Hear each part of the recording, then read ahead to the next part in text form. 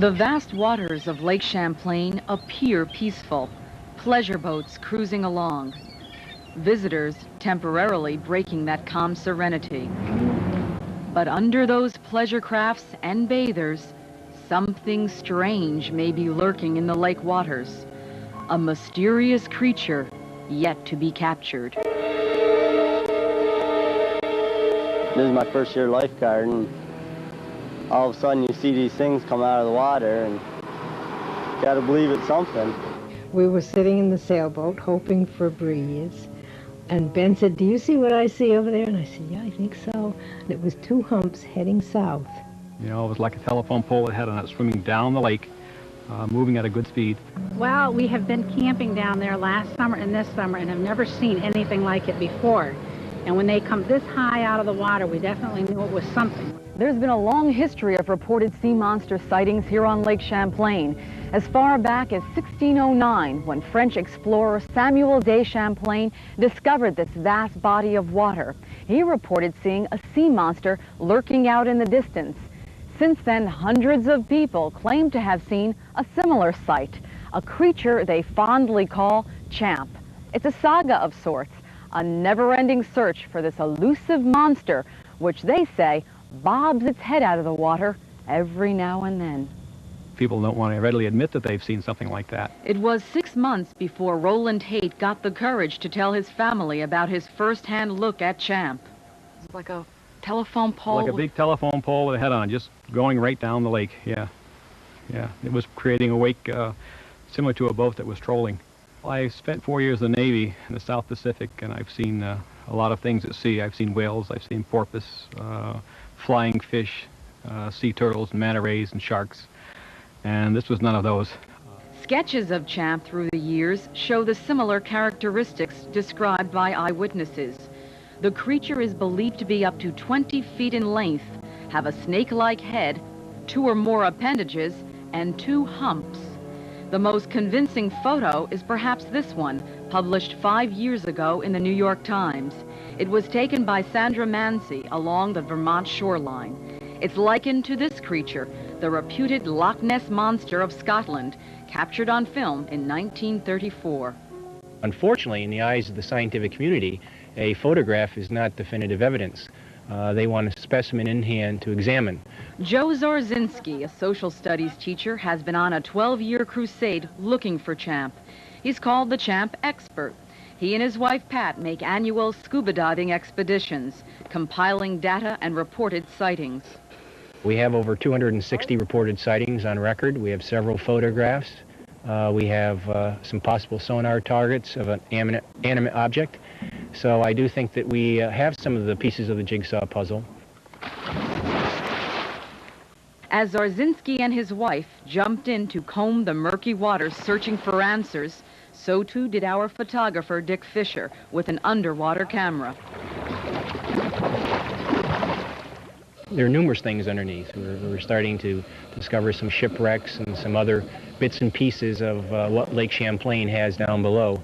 And, you know, we just have not scratched the bottom of the zoological barrel. I think there are a few of these mysteries left. Not so, says George Labar, professor of fisheries and wildlife at the University of Vermont. Now, a number of people have been working on Lake Champlain now for a long, long time. And it seems that there would be some sort of concrete evidence turned up by this time.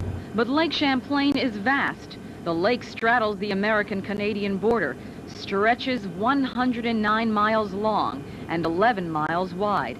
And a local environmental group even held a Champ conference, bringing together scientists and Champ eyewitnesses. What it's done is it's taken Champ out of the closet. When people ask us, and we do get asked all the time, whether we believe in Champ, our answer is no, we're not allowed to drink on the job. But don't tell that to the residents of Port Henry, New York. They tout their village as being the home of Champ. The mayor dismisses the fact that by hyping Champ's existence, it's brought some good publicity to what was once considered a dying mining area.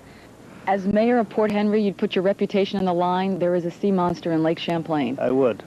There is a wooden sign, a shrine of sorts, listing those who have sighted Champ, and a float of what's deemed to be a friendly Champ.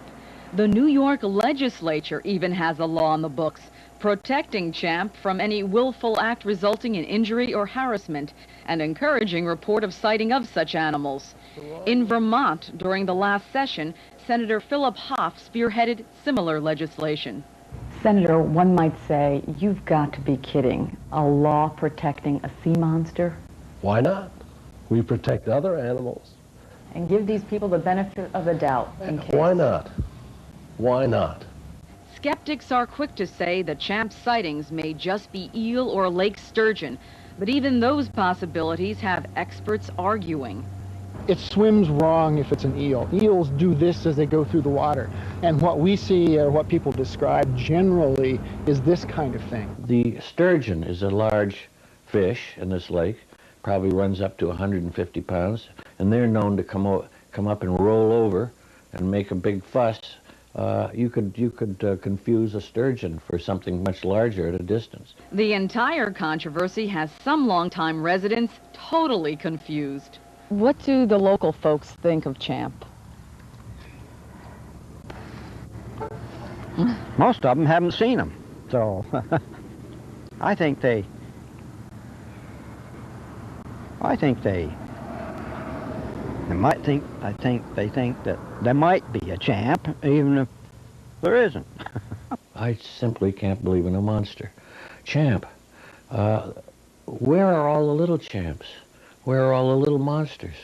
What do you say to the skeptics who say, this is a bunch of baloney? You people are crazy believing there's a Champ out there. They weren't there when we were. Well, when he bites me in the bum, I'll believe it. It's me, what's this one with sturgeon? Some snorkeling? No! It's a railroad ties, a telephone pole. No! It's a Russian sub, it's a rubber ducky. Some swamp gas. No! Give me an eel line, I'll swallow it whole. Myth or reality, Champ is etched in stone at Burlington, Vermont's Perkins Pier. And a local potato chip company is trying to capitalize on the monster's popularity with Champ chips. You think he is there? Yes, sure, why not? What makes you think he is? Well, Tennessee beer drinkers, all of them don't lie. And I get laughed at a lot for it, but, well, if people had seen it, they wouldn't be laughing. You know, it's like you're shooting star. You see one, you'll always look to see them. And as the sun sets over Lake Champlain, Champ remains a mystery.